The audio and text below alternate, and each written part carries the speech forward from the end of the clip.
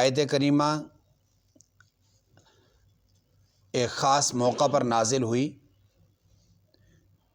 اور وہی خاص موقع اس کا شان نزول ہے، اور اسی سے آیت کی سمجھ بھی آ سکتی ہے۔ آپ صلی اللہ علیہ وسلم اپنی زندگی اور اپنی حیات مبارکہ میں دین اسلام کے لیے بہت سارے معرکے اور بہت سارے غزوات اپنی حیات مبارکہ میں سر کیے۔ جہاں آپ صلی اللہ علیہ وسلم کسی مجبوری، کسی عذر کی وجہ سے خود تشریف نہ لے گئے، وہاں اپنے جان نثاروں کو، وفاداروں کو، صحابہ کرام کو وفد کی صورت میں، لشکر کی صورت میں قیادت کسی ایک صحابی کے ذمے لگائی اور بھیج دیا۔ ایک موقع ایسا آیا کہ سیدنا مقداد بن اسود رضی اللہ تعالی عنہ ایک صحابی ہیں، ان کی معیت میں اور ان کی امارت میں ایک سریہ، غزوہ اس کو کہتے ہیں جس میں نبی کریم صلی اللہ علیہ وسلم خود قیادت فرما رہے ہوں، صحابہ کرام کی، اور کفار کے ساتھ مقاتلہ ہو، اس کو غزوہ کہتے ہیں۔ اور ایک ہوتا ہے سریہ، سریہ کہتے ہیں اس لشکر کو کہ جس کی قیادت، جس کی امارت کسی صحابی کے پاس ہو اور آپ صلی اللہ علیہ وسلم اس میں شریک نہ ہوں۔ یہ سریہ ایک بستی میں داخل ہوا جہاں آپ صلی اللہ علیہ وسلم نے تشکیل فرمائی تھی۔ وہ بستی والے جتنے لوگ تھے وہ پہلے خالی کر گئے، سارے کے سارے اپنا مال متاع لے کر کے وہ علاقہ خالی کر گئے۔ پیچھے ایک صاحب بچ گئے۔ وہ صاحب جو بچے، ان کا ساز و سامان بھی تھا، ان کا مال و متاع بھی تھا، تو ان کے ساز و سامان، ان کا مال متاع موجود ہے۔ ادھر سے یہ لشکر جو ہی پہنچا تو انہوں نے اول وہلہ میں اس پر حملہ کر دیا۔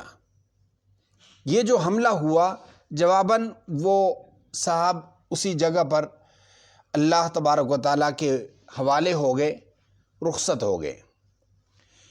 وہ صاحب جو انتقال فرما گئے تو پیچھے دوسرے صحابی نے کہا کہ یار یہ جو آپ نے اقدام کیا ہے اس سے کم از کم پوچھ تو لیتے، حالانکہ اس نے آپ کے سامنے اونچی آواز سے کلمہ بھی پڑھا ہے۔ تو یہ جو قیادت کرنے والے تھے انہوں نے بتلایا کہ بھئی کلمہ پڑھا ہے، ایسے موقع پر ہر ایک پڑھ لیتا ہے، جب جان پر بنتی ہے تو شاید اس نے جان بچانے کے لیے کلمہ پڑھا ہے اور سلام کیا ہے جان بچانے کے لیے، لہٰذا اس کا کلمہ معتبر نہیں۔ اس صحابی نے تو ان کو قتل کر دیا۔ جبکہ یہ شکایت نبی پاک صلی اللہ علیہ وسلم کے پاس پہنچی تو آپ صلی اللہ علیہ وسلم پر قرآن کریم کی آیات نازل ہوئیں اور رہنمائی فرمائی گئی کہ کہیں بھی ایسا موقع آئے تو تمہارے پاس ایسا کوئی پیمانہ نہیں کہ کسی کو سینے میں چیک کرو، اس کے دل میں چیک کرو کہ بھئی اس کے دل میں ایمان اترا ہے یا نہیں۔ اس کی ظاہری کیفیت، اس کے ظاہری افعال، اعمال آپ کو بتلا دیں کہ وہ مومن ہے سو وہ مومن ہے، اس پر تمہیں حملہ کرنے کی، اس کو شہید کرنے کی اجازت نہیں۔ یہ آیات اب سمجھیے۔ فرمایا یا ایھا الذین آمنوا، ہے ایمان والو، اذا ضربتم فی سبیل اللہ، جب تم نکلو اللہ تبارک و تعالیٰ کے رستے میں، فتبینوا، خوب تحقیق کر لو، ولا تقولوا لمن القى الیکم السلام لست مؤمنا، مت کہو کہ یہ مومن نہیں ہے۔ کون؟ لمن القى الیکم السلام، جو آپ کو سلام کرے سمجھ لو کہ یہ مومن ہے۔ یہ نہ کہو کہ اس نے کسی ڈر کی وجہ سے، کسی خوف کی وجہ سے، کسی طمع کی وجہ سے، کسی لالچ کی وجہ سے کلمہ پڑھا ہے۔ نہیں، کلمہ چیک کرنے کا تمہارے پاس کوئی میٹر نہیں ہے کہ جس سے آپ چیک کر سکو کہ یہ دل سے پڑھا ہے یا اوپر سے پڑھا ہے۔ بس کلمہ پڑھا ہے، یہی کلمہ ہی اس کی امان کے لیے کافی ہے۔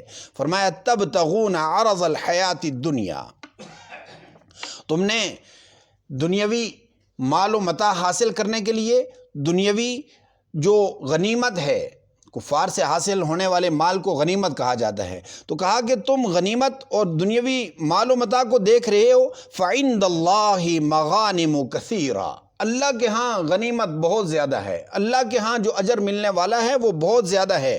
كَذَلِكَ كُنْتُم مِّن قَبْلِ، تمہاری بھی تو حالت یہی تھی پہلے. یہ صحابہ کرام کو خطاب ہو رہا ہے کہ بھئی جب اس کا ایمان تم نے قبول نہیں کیا تو سوچا یہ جائے کہ جب تمہارے پاس بھی ایمان نہیں تھا تمہیں بھی کوئی ایسے ہی کہہ دیتا کہ تم نے بھی کلمہ اوپر سے پڑھا ہے، ظاہراً تم نے کلمہ پڑھا ہے، تمہارے کلمے کا اعتبار نہ کرتے ہوئے تمہیں بھی کوئی مار دیتا تو تم بھی تو دنیا سے چلے جاتے اور بغیر ایمان کے سمجھے جاتے. حالانکہ اس نے ایمان لے آیا. فرمایا کذالک کنتم من قبل فمن اللہ علیکم، تمہارے اوپر اللہ نے احسان فرمایا. فتبینوا، پس اب کے بعد یہ غلطی ہو گئی سو ہو گئی. فتبینوا، اب تمہیں تحقیق کرنی چاہیے. ان اللہ کان بما تعملون خبیرا، بے شک جو کچھ بھی تم کرتے ہو اللہ ایک ایک امر کی خبر رکھتے ہیں. اس آیت کریمہ میں اللہ تبارک و تعالیٰ نے اہل ایمان کی اس تھوڑی سی غلطی جس سے ایک جان دنیا سے رخصت ہو گئی، ایک جان اس دنیا سے چلی گئی، اس سے تا قیامت ایک ضابطہ بنا دیا. صحابہ کرام سے ہوئی غلطی، لیکن اس غلطی سے ہوا کیا کہ پوری امت کو ایک دستور اور ایک اصول مل گیا کہ کسی بھی جگہ پر اگر آپ کے سامنے کسی نے کلمہ پڑھ لیا سو اس کا کلمے کا اعتبار ہے، کسی نے سلام کر دیا اس کے سلام کا اعتبار ہے. اس چھان بین میں، اس تحقیق میں نہ پڑھیں کون کیا ہے، یہ تو آیت کے ساتھ متعلق ہے. اسی طرح میرے بھائی کسی مسلمان کے ساتھ جو ہمارا رویہ ہو، اس رویے میں کوئی بھی آدمی اپنا ترازو نہ لگائے کہ میں تو بہت آگے نکلا ہوا ہوں، میں تو نمازوں والا، میں تو فلاں والا، میں فلاں والا، نہ جانے اس کے اندر کی کیفیت کیا ہے. اس لیے ہر مسلمان کے بارے میں یہ کہا گیا کہ اس کو اپنے سے بہتر سمجھو. ہو سکتا ہے اللہ کے ہاں وہ اللہ کے ہاں زیادہ مقبول ہو. اس لیے اس آیت سے بہت سارے اور جو مسائل ملے وہاں پر یہ مسئلہ بھی ہمیں حاصل ہوتا ہے. دعا فرمائیں کہ اللہ تبارک و تعالی ہمیں قرآن کریم کی تعلیمات پر عمل کرنے کی توفیق نصیب فرمائے. قل يا عبادي الذين أسرفوا على أنفسهم لا تقنطوا من رحمة الله